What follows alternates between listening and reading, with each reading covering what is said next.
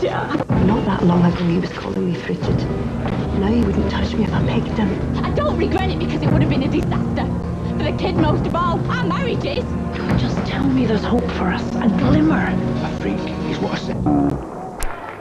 To a 4-love lead in the second set. Thank you. Quiet, please. Thoroughly deserved. Out. 15 love. Out.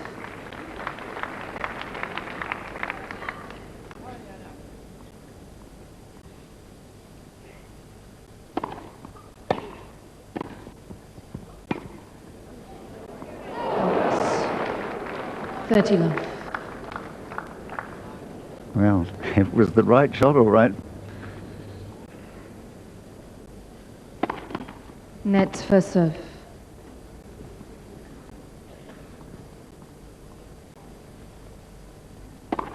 Oh.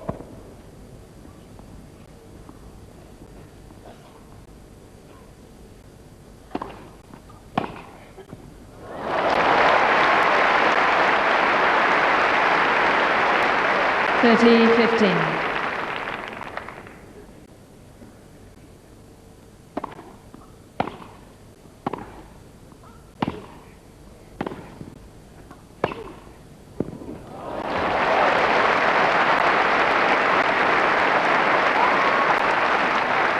All.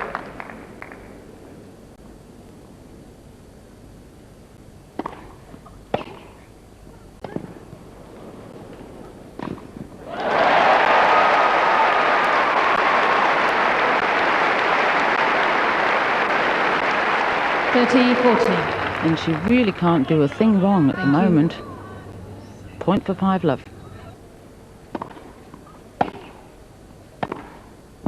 Deuce.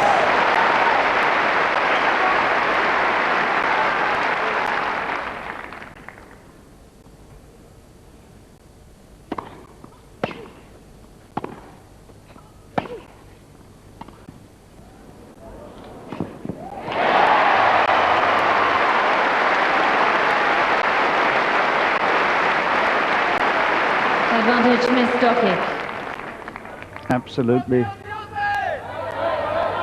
Absolutely fearless, Dokic at the moment.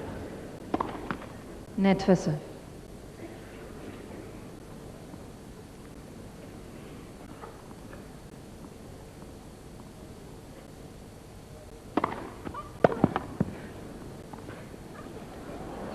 Not up. Deuce.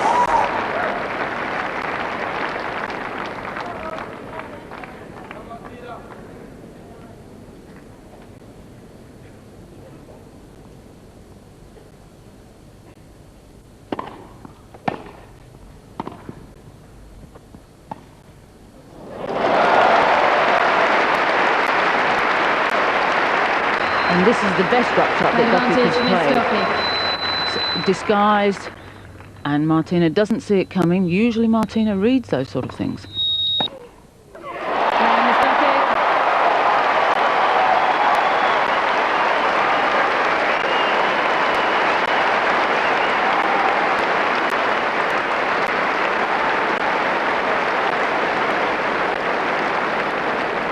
Miss Dokic leads 5 games to love, second set, and by 1 set to love. And for Hingis, the ultimate nightmare, playing somebody she's beaten easily. The only other time they've met that in a Grand Slam, here facing defeat, staring it in the face. And for Dokic, quite fearless, riding a wave of consistency and power and confidence that is quite remarkable, something I didn't think I would live to see against somebody who is as good a match player as Hingis has proved herself to be in the past. Well, one would expect the bubble to burst from Dokic here, but Hingis just is not playing well enough. She's not keeping the ball in the court, particularly on the forehand side. She's doing nothing to trouble her young opponent, and her young opponent is taking the whole match, the ball by the horns, and roaring away with this second set. Now, where are the doubts going to lie? Can Martina find something Thank deep, you. deep Quiet, here? please. Players are ready. Thank you. 15 love.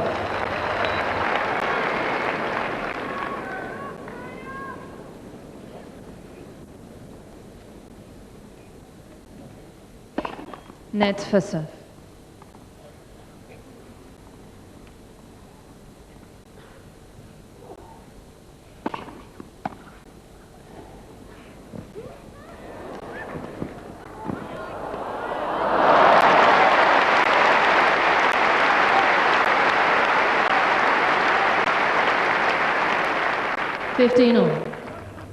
Reduced to desperate measures here.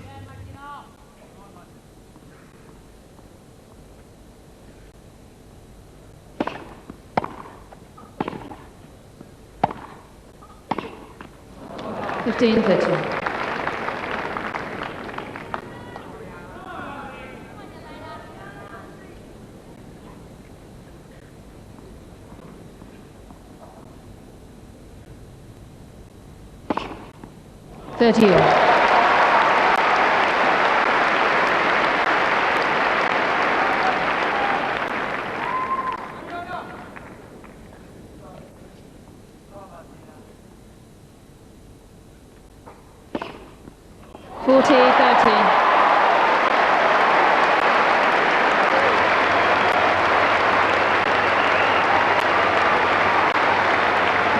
So with her second and third aces of the day, Dokic Quiet, please.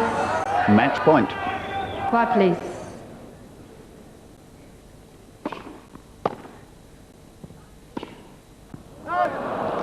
Deuce. And the ball taking a little hop there just before she went to play it.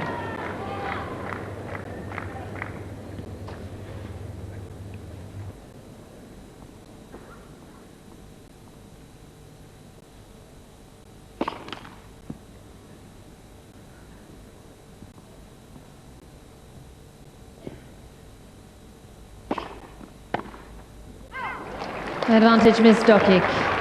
And I think that tells you exactly how she's feeling. A second match point.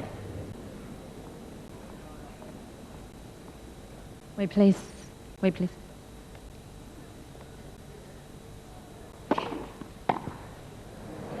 And that's it! Game set of match, Miss Dokic. 2 sets to love. 6-2, 6 love.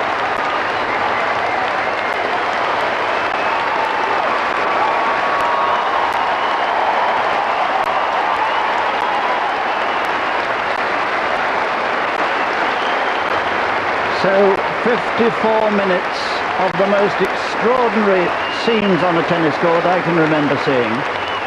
For only the third time at these championships, the number one seed or holder of the title has been eliminated at the first hurdle. 1962, Margaret Smith. 1994, Steffi Graf. Joined today by 1999, Martina Hingis.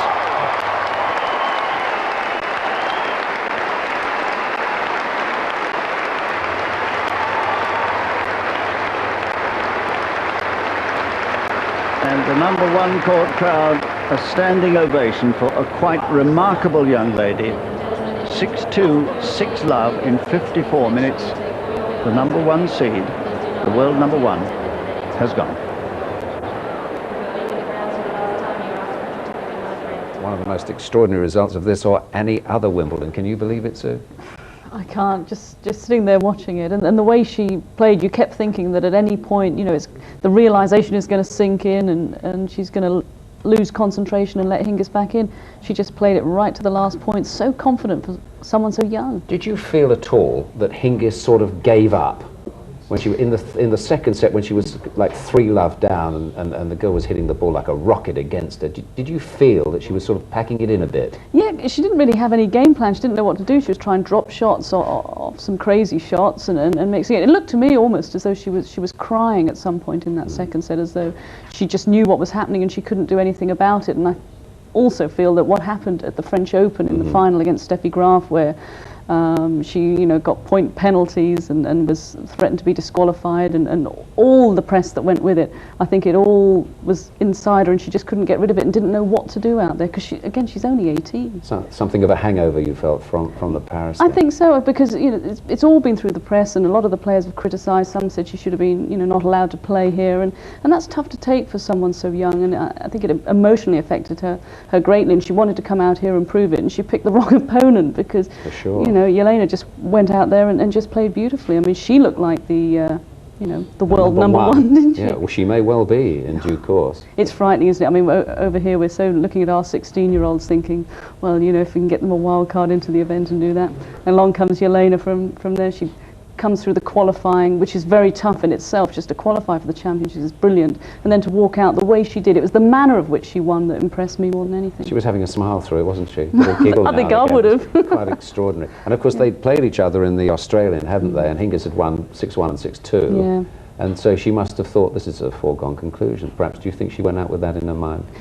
I think if you've beaten someone so comfortably, and Dokic says that she likes playing on hard courts, that's her favourite surface, and so coming here on grass, you wouldn't think there'd be any problem at all. And that's often what happens if you go on court believing, oh well, this is going to be a routine match, and suddenly it becomes a contest. It's very difficult to then try and get your mind in gear halfway through the match. Now what about Dokic's dad? Because he's he's had a few problems. He was a nuisance last week at Edgbaston and got slung out apparently, but he was certainly allowed to watch here today, although I'm not sure we caught sight of him during the match. Yeah, I saw him a couple of times there sitting there. And, I mean, he'll be very proud. I mean, he didn't need to say anything during that match, did he? I mean, he got a bit heated up at Edgbaston when she was playing a couple of weeks ago, and just looking through her record, she hasn't beaten any of the top players. We had no indication that she could play this well or produce that sort of form, but he was obviously sitting up there. Well, he didn't need to say anything to her because she was just doing the business on the court. I suppose when you're 16 and you've got that talent, the fear hasn't yet arrived, has it? Oh, she no. seemed to play with no fear at all. And no respect for reputations at all, because to walk on court against Hingis and a big crowd, again, you talk about a 16-year-old. Yes, she played on the centre court at the Australian Open, but Grand Slam events, big court, big crowd. She is definitely a future world number one. Absolutely. Well, thanks. Well, certainly one of the biggest upsets I can remember here. Biggest ever for me. Biggest ever, you think? Oh well, when you look at who there. else, I mean, Steffi Graf was a close contest when she lost as defending champion. Here, the world number one, 2-love, unheard of. She was 16-1 on to win it. Yes, didn't have any on that, did you, Dave? No, right. No, not this time. Not this time. Now, Jana Novotná has been out there playing against